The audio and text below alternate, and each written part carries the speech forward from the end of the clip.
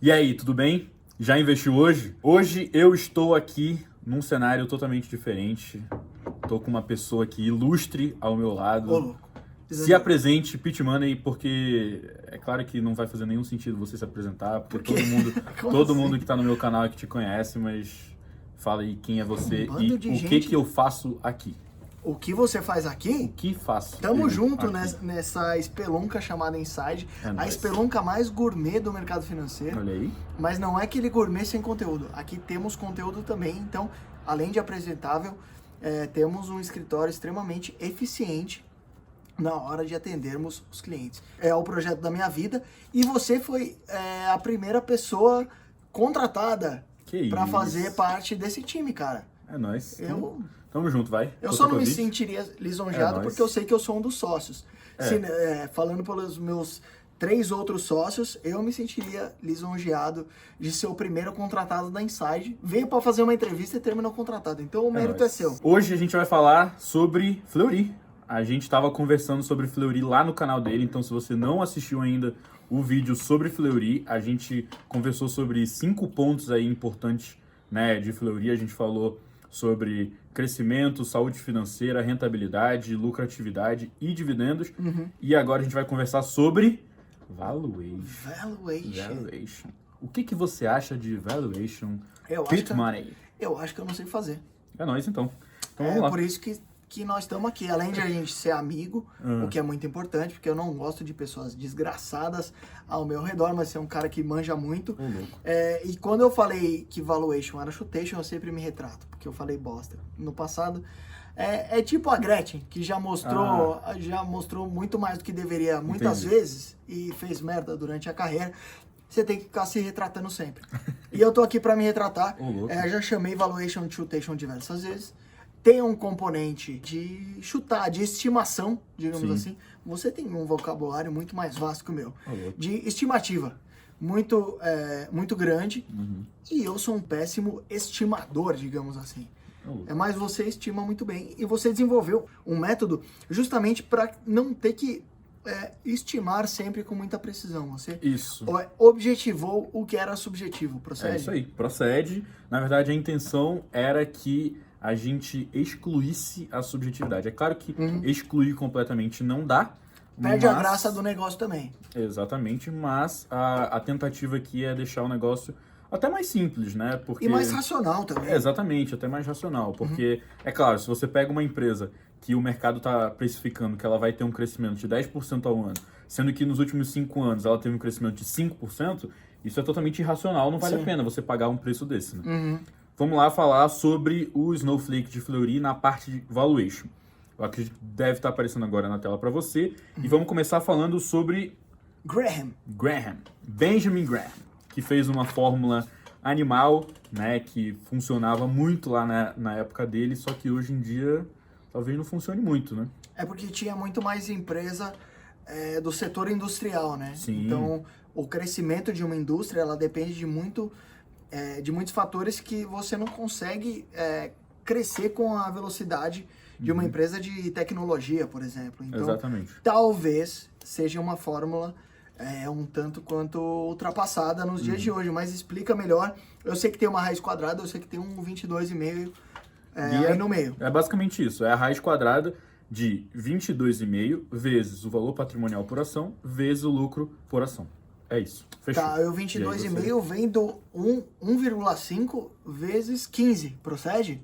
Procede, a matemática eu acho que é essa daí, né? Acho que vem, o 22,5 vem daí.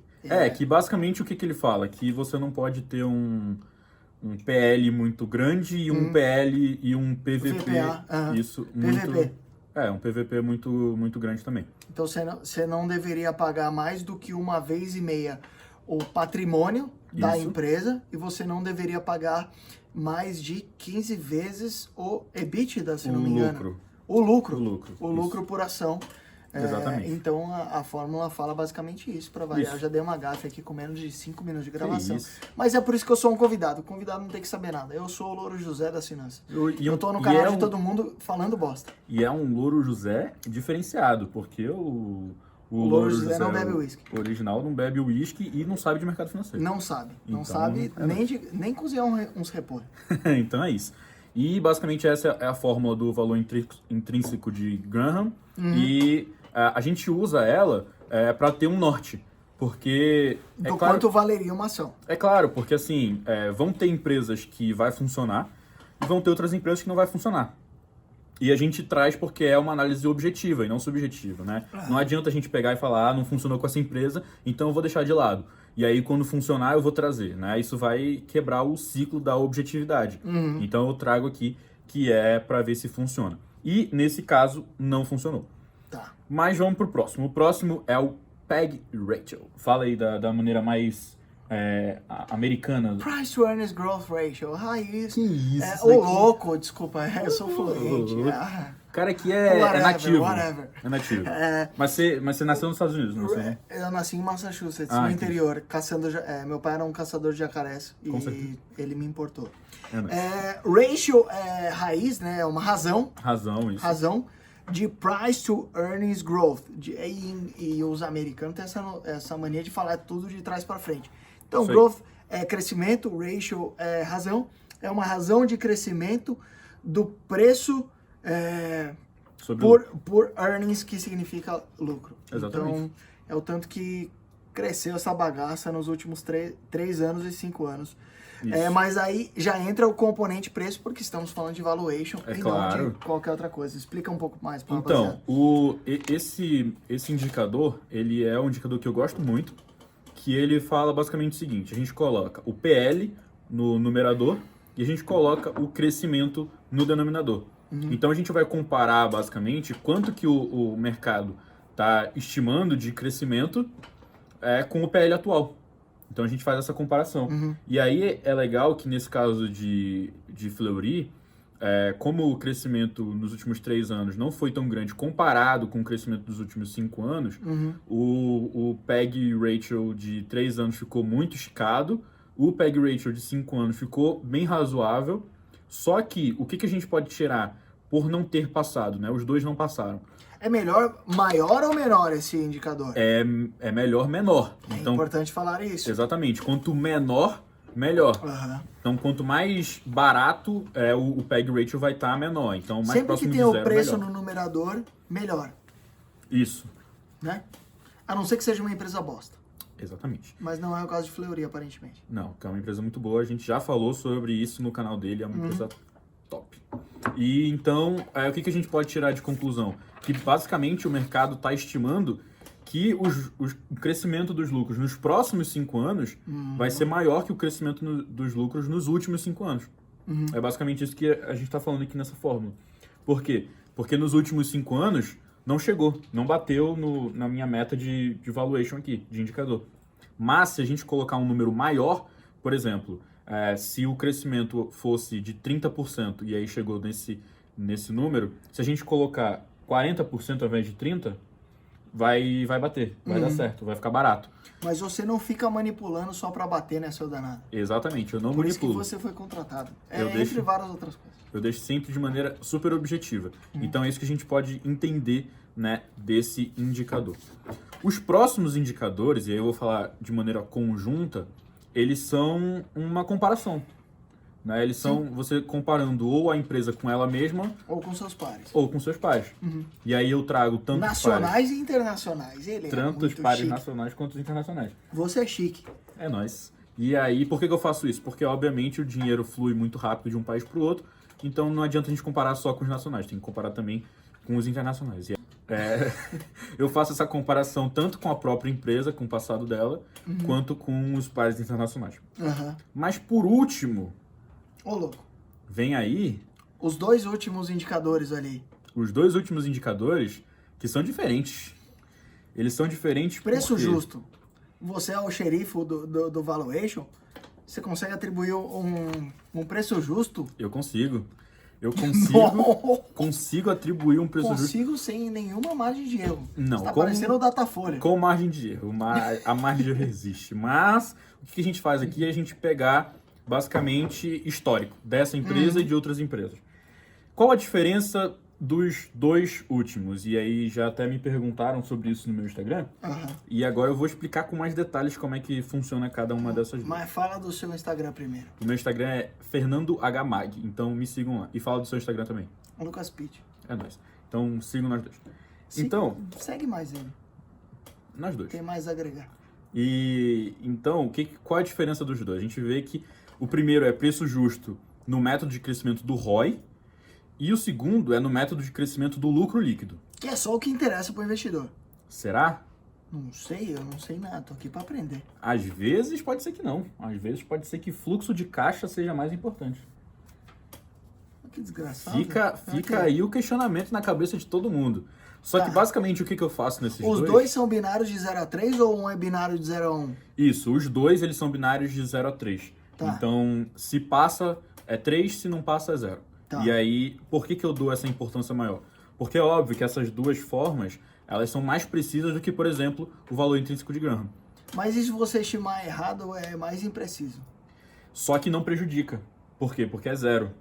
Então não vai tirar ponto. Não é como se eu... Olha só. Não é como se eu colocasse -1, por exemplo. Que desgraçadinho. Ricardo, ele vai pedir aumento amanhã. Tô com essa impressão. Tomara que me conceda. Tô brincando. Tô brincando. Ele entrou anteontem. Então, a diferença dos dois é que um é do lucro líquido, o outro é do ROI. E aí, basicamente, como é que eu faço? Nos dois casos, eu mantenho todas as variáveis constantes. Então, tudo que acontece numa empresa eu deixo igual, menos... Aí eu troco o ROI ou o lucro líquido. Tá. E aí, como é que eu faço? Do lucro líquido, eu pego o crescimento passado.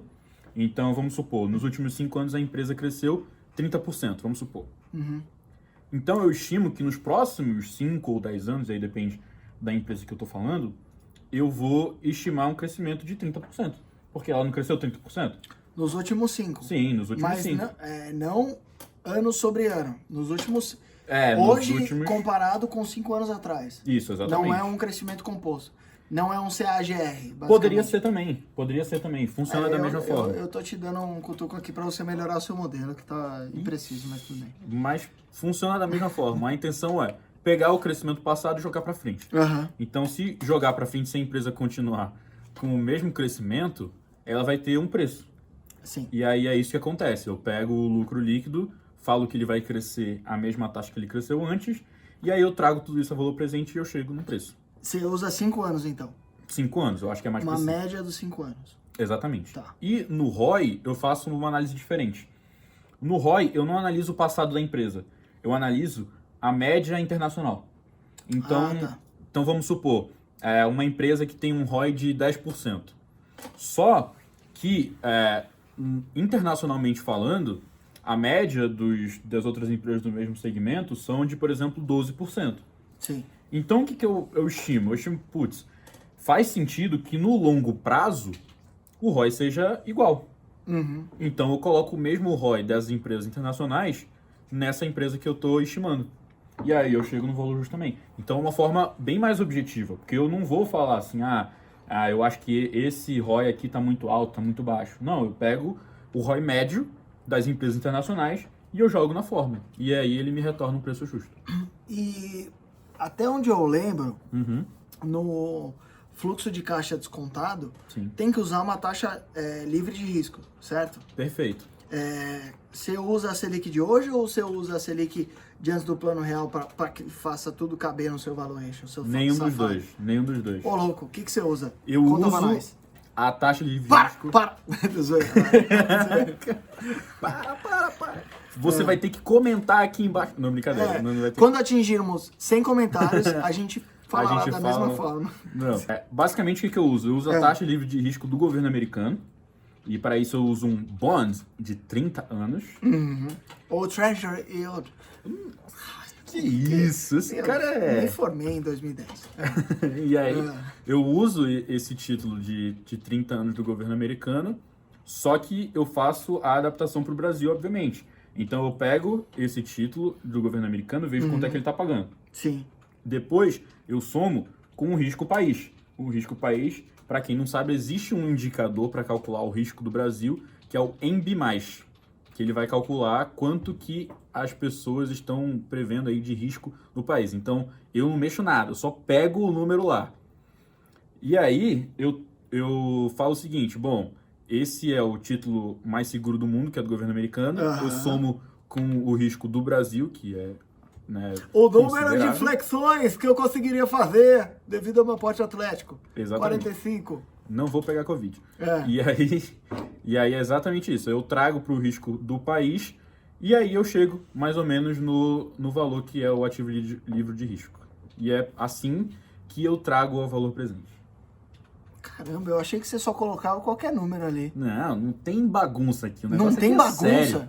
O negócio É por isso aqui que eu fui contratado. profissional. Eu tô sentindo que você tá querendo pegar os meus 25% aqui na Inside. Ricardo, Ô, louco.